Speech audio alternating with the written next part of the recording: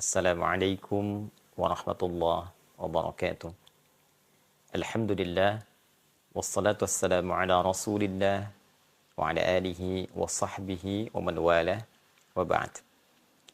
Saudara-saudariku, dimanapun Anda berada, semoga video ini menemui kita semua dalam keadaan yang baik dan dirahmati oleh Allah Subhanahu wa Ta'ala. Baru-baru ini kita banyak mendengar, bahkan menyimak berita viral, terutama di media sosial dan juga menjadi pembahasan di berbagai kalangan, memicu kontroversi, bahkan juga menuai reaksi baik dari kalangan ulama, pun demikian tokoh hingga anggota dewan, yaitu seputar isu kepergian dan penunaian ibadah umroh yang dilakukan oleh seorang transgender. Di video ini saya akan memberikan satu penilaian pada dua hal dan sekaligus menjadi pengingat untuk kita semua, terkhusus bagi seorang muslim dan muslimah. Ini menjadi tanggung jawab dari setiap ulama untuk memberikan pencerahan, pendampingan, sekaligus mendapatkan juga kesempatan yang jelas untuk memberikan pedoman yang terukur sehingga setiap muslim dan muslimah bisa benar menjalani syariat keislamannya dan mempraktekkan itu semua dalam kehidupan. Yang pertama terkait dengan transgender. Baik itu perubahan yang dilakukan secara sengaja dan keluar dari fitrah penciptaan oleh seorang laki-laki menuju perubahan yang diharapkan menjadi dalam tanda petik perempuan. Ataupun sebaliknya, dari perempuan yang merubah dirinya secara kodrat ingin menjadi laki-laki. Isu ini sudah lama dibahas dari kalangan ulama, bahkan juga mendapatkan pengingat dari Nabi SAW jauh-jauh hari dan dituangkan dalam salah satu hadis yang sangat otoritatif oleh Imam Al-Bukhari dalam salah satu hadisnya, bahwa Nabi dengan tegas menyampaikan, la'anallahu al-mutarajjilat. Allah Subhanahu wa Ta'ala melaknat seorang perempuan yang merubah penampilannya atau mengesankan dirinya menjadi seorang laki-laki. Pun demikian, Allah Subhanahu wa Ta'ala melaknat seorang laki-laki yang merubah penampilannya dan mengesankan bahwa ia seorang perempuan. Nah, kalimat la'anallah, Allah melaknat, itu berupa satu larangan yang sangat tegas di dalam syariat Islam. Artinya menunjukkan bahwa perbuatan itu betul-betul dilarang.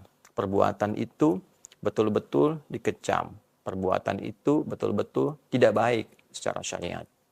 Untuk itu, pada bagian ini saya ingin menyampaikan sesuatu yang sangat penting kepada teman-teman dimanapun berada, yang terkadang seringkali misalnya ada bisikan-bisikan atau pengaruh-pengaruh lingkungan yang berupaya merubah tampilan keluar dari fitrah. Maka saya menyarankan, mumpung masih ada kesempatan sebelum kita kembali kepada Allah Subhanahu wa Ta'ala. Karena pada akhirnya semua pengaruh itu, semua ajakan, semua bisikan tidak akan pernah memberikan pertolongan, tidak akan pernah memberikan dampak baik kepada kita semua saat kita kembali kepada Allah dan dihisab sendirian. Penting itu dipertimbangkan, ya, karena perubahan-perubahan dimaksud, pelanggaran kepada fitrah sesungguhnya merupakan bagian dari penyimpangan-penyimpangan yang bisa diperbaiki, bisa dikembalikan kepada fitrah asalnya. Saya sangat punya keyakinan karena tidak sedikit juga baik yang berkonsultasi, lalu kemudian ingin merubah diri, sekarang alhamdulillah kembali kepada asalnya dengan baik. Laki-laki kembali menjadi laki-laki yang normal, perempuan kembali menjadi perempuan yang normal, menjalani kehidupan yang baik. Dan patut juga diketahui bahwa segala sesuatu, tindakan, perilaku yang berupaya merubah fitrah itu akan selalu melahirkan satu kontroversi, yang kedua ketidaknyamanan dalam seluruh aktivitas kehidupan. Laki-laki yang memaksakan diri menjadi perempuan, pasti kehidupannya akan jadi kontroversi, ketidaknyamanan akan dialami, memaksakan diri berumah tangga pun akan menemukan banyak kendala, menemukan banyak persoalan. Nah, ini yang penting sekali untuk diingat, untuk menyadarkan diri. Jika apa yang kita lakukan selalu ada persoalan, ada masalah, kontroversi, bahkan menyalahi hukum umum yang terjadi dan membuat kita tidak nyaman, artinya ada sesuatu yang mesti kita perbaiki. Yang kedua, terkait dengan penunaian umrah. Ini saya bagi kepada 3 bagian utama. Yang pertama, untuk hukum tentu tidak sah. Saya ulangi, untuk hukum tentu tidak sah umrahnya. Sangat jelas diketahui bahwa dari segi untuk mikot saja, mikot itu mengenakan pakaian ihram kemudian berniat di tempat kita yang telah ditentukan oleh Nabi SAW untuk berniat. Ya, seperti kalau dari Madinah ada Bir Ali atau Dzul Hulaifah, dan di tempat-tempat yang lainnya ada di Tan'im. Dalam mikot itu kita mengenakan pakaian khusus untuk berumrah. Lantas kemudian kita baru berniat, ya, masuk masjid, tunaikan sholat 2 rakaat, ataupun tidak harus menunaikan sholat, kemudian kita berniat. Nah, syarat mengenakan pakaian ihram ini tidak terpenuhi oleh laki-laki yang berupaya mengganti dirinya menjadi perempuan. Pakaiannya sudah salah. Kalau perempuan berupaya menjadi laki-laki juga auratnya terbuka. Pakaian sudah keliru, sudah melanggar ketentuan syariat. Jadi jelas dari segi penunaian hukum tidak sah untuk dilakukan. Yang kedua, sangat berpotensi melahirkan dosa.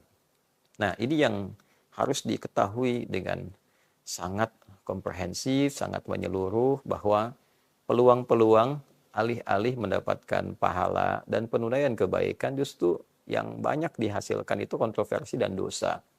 Ya, bagaimana bisa Anda bayangkan seorang laki-laki menyatu dengan perempuan? Ya, lalu mungkin juga dalam kondisi-kondisi yang aurat-aurat tertentu bisa tersingkap di kalangan lawan jenis, gitu ya. Kemudian juga bisa menimbulkan fitnah. Nah, ini yang paling berbahaya. Nah, jadi alih-alih mendapatkan pahala, bisa berpotensi juga melahirkan dosa. Dan yang ketiga, ini yang juga paling penting, bisa melahirkan fitnah yang luas. Ya, ini datang dari Indonesia, datang ke tanah suci. Dia tidak hanya membawa nama dirinya saja. Ya, bukan hanya pribadinya yang dibawa namanya, tapi juga dia membawa nama negaranya, nama bangsanya, nama masyarakatnya.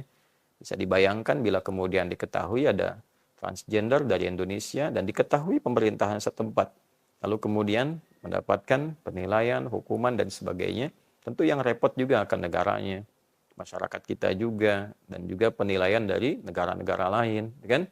Ada negara dengan mayoritas muslim terbesar, ya, jumlah umat Islam terbesar di dunia, ya, mengirimkan sosok yang kontroversial berangkat menunaikan ibadah umrah. Nah, ini penting untuk disadari oleh semua kalangan. Karena itu, yang pertama, saya mendoakan semoga kita semua senantiasa dilindungi oleh Allah Subhanahu wa taala. Nah, perlindungan dari Allah itu butuh respon kita untuk cepat meraihnya, mendekati Allah. Maka dari itu, saya sarankan dan tegaskan sekali lagi, tidak harus memaksakan diri keluar dari fitrah. Kembali perbaiki diri, lalu berusaha semaksimal mungkin untuk bisa menjalani kehidupan kita dan menguatkan diri sesuai dengan fitrah lahiriah penciptaannya. Laki-laki sebagai laki-laki, perempuan sebagai perempuan. Dijalani, disyukuri, dinikmati. Hidup hanya sekali, setelah itu kita meninggal dan mempertanggungjawabkan semua perbuatan kita di hadapan Allah. Yang kedua, saya memberikan saran kepada travel-travel, jangan hanya mencari keuntungan atau popularitas tertentu dengan mengendorse dan sebagainya. Diseleksi lagi, justru memberikan peluang dengan kesengajaan, dengan kesadaran, dengan pengetahuan, itu menimbulkan potensi dosa juga dan hal yang tidak baik. Dan terakhir barangkali untuk pemerintah, baik di Kementerian Agama atau sekarang juga sudah ada badannya, ya, Haji dan Umrah, juga bekerja sama dengan imigrasi, mohon diberikan pengetatan, ya, supaya nanti tidak menimbulkan konsekuensi yang tidak baik dalam hubungan antar negara. Apalagi yang dibawa citranya ini kan terkait juga dengan citra bangsa, citra negara. Saya kira ini yang penting untuk disampaikan. Saya tidak berusaha membuat video ini untuk mereaksi, tidak, tapi mengambil tanggung jawab sebagai ulama untuk mengingatkan pada perkara-perkara yang penting, berdampak secara sosial, apalagi jika ini dilakukan kemudian juga viral, seakan menjadi public figure, ya, ini membuka ruang bagi yang lainnya dan merasa bahwa itu bisa dilakukan. Ini fatal, ini salah. Ya, sudah satu kali menyimpang, kemudian ditempatkan dalam perbuatan lain yang lebih luas lagi kontroversinya dan potensi-potensi juga persoalannya. Maafkan kalau apa yang saya sampaikan ada yang kurang berkenan. Tidak bermaksud apa-apa, hanya mengingatkan dan juga didorong oleh rasa sayang. Tidak ada yang lain. Sekalipun kalimatnya tegas, ketegasan itu disampaikan untuk menjaga syariat dan juga menjaga sifat kasih itu supaya baik saat kita semua kembali kepada Allah Subhanahu wa taala. Terima kasih. Mohon saya dimaafkan. Semoga bermanfaat. Assalamualaikum warahmatullahi wabarakatuh.